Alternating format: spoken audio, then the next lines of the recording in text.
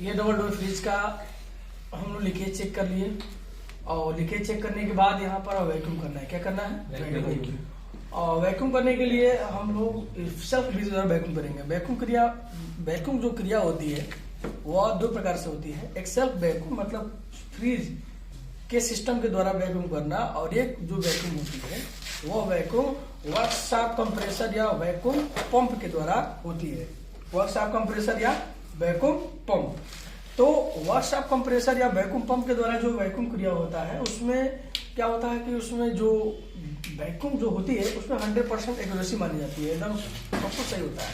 और इस तरह से वैक्यूम सेल्फ जो वैक्यूम हम लोग करते हैं इमरजेंसी में करते हैं, जब हमारे पास कोई ऑप्शन नहीं होता है, हम फील्ड में बहुत दूर चले गए हैं, वहाँ पे वर्क करना है और वर्क करने के लिए हमारे पास वैक्यूम पंप नहीं है और वर्कशॉप कंप्रेसर नहीं है, तो उस समय हम लोग क्या करेंगे? सेल्फ फ्रीज द्वारा वैक्यूम करके इस फ्रीज में गैस चार्ज करने का कार्य करेंगे। वैक्यूम करने का मतलब बस ये होता है कि इसमें जो एक्स्ट्रा हवा भर जाती है वायुमंडलीय 30 पाउंड का, उस 30 पाउंड हवा को बाहर निकालने का कार्य किया जाएगा। आप किसी तरह से भी निकाल सकते हो, ठीक ना? जैसे कि कोई भी पैकेट जब खाद्य पदार्थ वाला जब पैक्ड करते हैं तो उसमें कई पैकेट आप लोग देखोगे तो उसमें हवा वैक्यूम करके प्रोडक्ट भर के उस पैकेट में क्या कर देते हैं, उसका वैक्यूम कर देते हैं और एकदम पूरा क्या होता है, वो चिपक जाता है। होता कि नहीं होता है? न उसमें एयर रहेगी ना वो खराब होगा, ठीक है? हम ये जो गैस है R130 है गैस, इस गैस को भरने से पहले इसमें का अंदर जो हवा होती है 30 पाउंड हवा। कितनी पाउंड? 30 पाउंड। 30 पाउंड हवा। जैसे 30 पाउंड हवा कैसे समझेंगे? अभी ये जीरो पर है। कहां पर है? जीरो पर। अभी ये जीरो पर है। आज जब ये 30 पाउंड हवा निकलेगी तो -30 पर चली जाएगी। कहां पर चली जाएगी? माइनस ब्लू वाला के लास्ट में चली जाएगी, तो -30 पर चले जाएगा। तो हम समझ जाएंगे कि वैक्यूम क्रिया क्या है, हो चुकी है ना? तो इसको करने के लिए हम लोग डायरेक्ट सेल्फ फ्रीज करते हैं। यहाँ पे देखिए ड्राई फिल्टर का जब भी हम फ्लश करेंगे, जब भी हम लोग फ्लश करने के कार्य करके उसमें जो लाइन साफ करेंगे, उस समय क्या होगा कि इस ड्राई फिल्टर के एक लाइन से कंडेंसर को जोड़ सकते हैं और इस लाइन से जो दूसरी लाइन होती है ड्राई फिल्टर का, यहाँ पे NRB आप जोड़ लेंगे या फिर कोई कॉपर की पाइप हम 3/4 या 1/4 या 3/16 या कैपिलरी ट्यूब, जैसा कि ये पाइप है।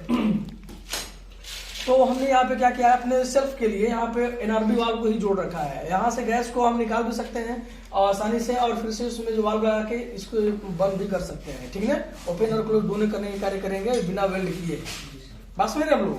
अब लोग क्या करेंगे, कंप्रेसर को 220 वोल्ट का सप्लाई देकर कंप्रेसर को ऑन करते हैं। जब कंप्रेसर हमारा ऑन हो जाएगा तो ऑन करने से पहले जब ऑन होगा तो कहीं ना कहीं से हवा खींचेगा और एक जगह से फेंकेगा। तो कहीं से लाइन ओपन नहीं है, कहीं से ओपन है नहीं है, ये भी बंद है, ये भी बंद है। और यहाँ पर हम लोग सिस्टम जोड़ेंगे। सिस्टम में मैनिफोल्ड वाल्व है। अब हम वैक्यूम क्रिया स्टार्ट कर दे रहे हैं ना। वैक्यूम क्रिया स्टार्ट करने से पहले हम इसमें पाइप जोड़ेंगे। पाइप हमारा ये जो पाइप है चार्जिंग पाइप होना चाहिए। अब इसमें वार्सन वाला वाल्व भी रहना चाहिए ताकि कहीं से लीक न करे। अभी लाइन 1 में हम लोग क्या जोड़ते थे, एक पाइप जोड़ लेंगे। ये कंपाउंड गेज का लाइन 1 में हमने एक पाइप जोड़ दिखा है और इसका दूसरा जो पॉइंट है इसमें ये जो है नुकीला पॉइंट होना चाहिए ना। ये पिंच करता है, पुशअप करता है। जो इसमें वाल्व होता है उस वाल्व को क्या कर देता है, पुश करता है। उसमें जुड़िए सही से।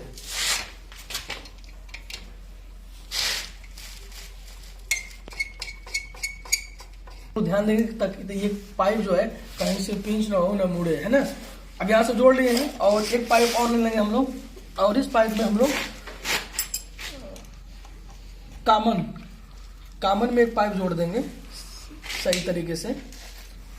और इस पाइप को अब इसको जो है हम लोग सुविधा के लिए यहाँ पे टांग देते हैं, इसमें फंसा देते हैं ताकि इसमें क्या है सब कुछ दिखता रहे कि हमारा ये सिलेंडर वाल्व है। सॉरी, यहाँ पे सिलेंडर वाल्व है और ये हमारा सिलेंडर बोतल है। अब इस कैन बोतल में R130 से गैस हो जो 450 ग्राम है। ये रेफ्रिजरेंट भी बोल सकते हैं। ये गुजरेज कंपनी का है। ये ज्वलनशील गैस नहीं है। आप लोग ध्यान रखेंगे, गैस जो होती है दो प्रकार से है, ज्वलनशील भी होती है और ज्वलनशील नहीं भी होती है।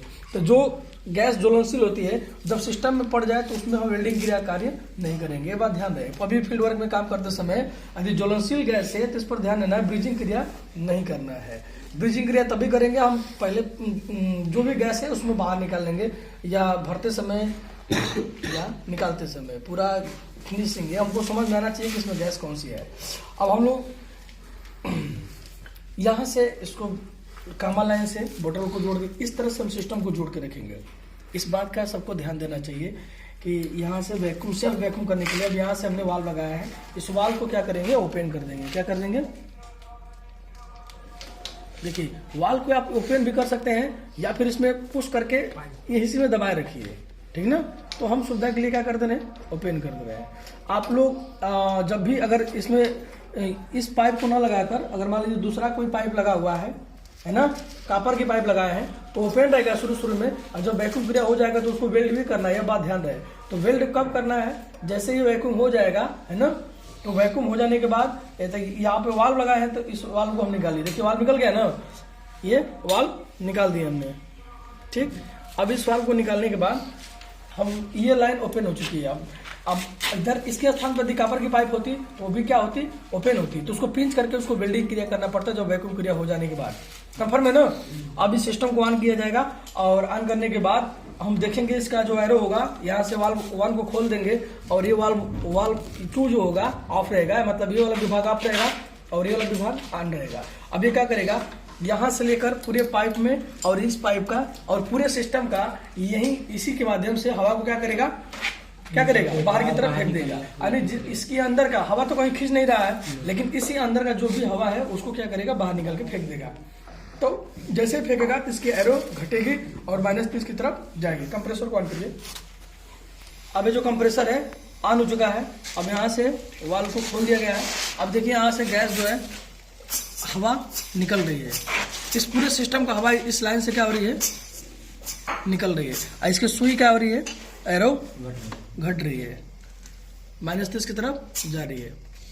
यहाँ से एकदम हवा जो है, यहाँ से हवा एकदम फेंकना क्या होगा, बंद कर देगा। अभी सभी पाइप हम मजबूती से इसे जोड़े हैं तब ये एक बात ध्यान रखिए, जब जोड़ते समय भी हम लोगों का पाइप अगर लीक रहेगा तो हवा कहीं ना कहीं से खींच कर इसमें फेंकता रहेगा। वैक्यूम हो चुका है। देखिए यहाँ पर हवा फेंकना एकदम बिल्कुल धीरा हो गया, बहुत स्लो हो गया है। और यहाँ पर जो वैक्यूम है इसकी एरो 0 से -30 की तरफ गई है। -30 की तरफ जाने से यह वैक्यूम क्रिया समझ में आ जाता है कि नहीं वैक्यूम क्रिया हो चुका है। यदि हम लोगों के पास ये गेज नहीं है, कई लोग क्या करते हैं कि इस बिना इसके भी अब यहाँ से वो लोग पाइप जोड़ देते हैं डायरेक्ट और इसको यहाँ पे टच करते रहते हैं कि यहाँ से निकल रहा है कि नहीं। जैसे हवा निकलना बंद हो जाएगा ना तो वैक्यूम करने का। एक बात ध्यान रखिएगा, फ्रिज में कभी भी वैक्यूम क्रिया करते समय, है ना, जब फ्रिज का कूलिंग कॉइल प्लेटेड टाइप का हो, प्लेटेड हो, बिल्कुल कमजोर होता है तो ज्यादा वैक्यूम कर देंगे तो सिकुड़ भी जाता है। क्या हो जाएगा, सिकुड़ जाएगा। और गैस भरते समय जब फिर पुनः अपनी अवस्था में आ जाता है ना तो कहीं ना कहीं वो गैस जाने का रास्ता ब्लॉक हो जाता है और ये फटने का चांस हो जाता है। तो वैक्यूम करते समय सब लोग ध्यान देंगे, सेल्फ वैक्यूम करते समय सब लोग ध्यान देंगे कि ज़्यादा वैक्यूम बहुत देर तक भी नहीं होना चाहिए। -30 हो गया है तो आप लोग 1 से 2 मिनट के बाद उसको क्या कर देंगे, बंद कर देंगे, सेल्फ वैक्यूम द्वारा, ठीक है ना। नहीं तो ज़्यादा किसी चीज़ को वैक्यूम कर देंगे तो ये पूरा होता है कमजोर, एकदम चिपक जाएगा। तो कई बार फील्ड में ऐसा हो जाता है लड़कों से। अब यहाँ वैक्यूम क्रिया क्या हो चुकी है, हो चुकी है। अब यहाँ से हवा भी नहीं निकल रहा है ना, ठीक। अब यहाँ से वैक्यूम हो गया। वैक्यूम हो जाने के बाद अब इसको हम लोग क्या करेंगे, अब इसको यहाँ से ऑफ कर देंगे, ठीक ना। और यहाँ से वाल्व को भी क्या कर देंगे, ऑफ कर देंगे। देखिए वाल्व को ऑफ करने के बाद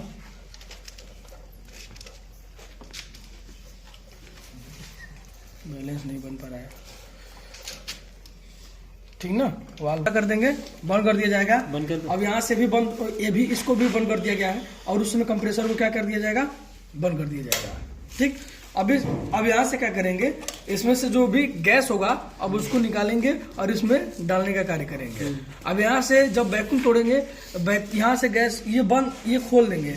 अब इसको खोल कर, ठीक ना, इस वाल्व को खोलकर इस वाल्व को क्या करेंगे, खोलेंगे। सिलेंडर के वाल्व को क्या करेंगे, खोलेंगे।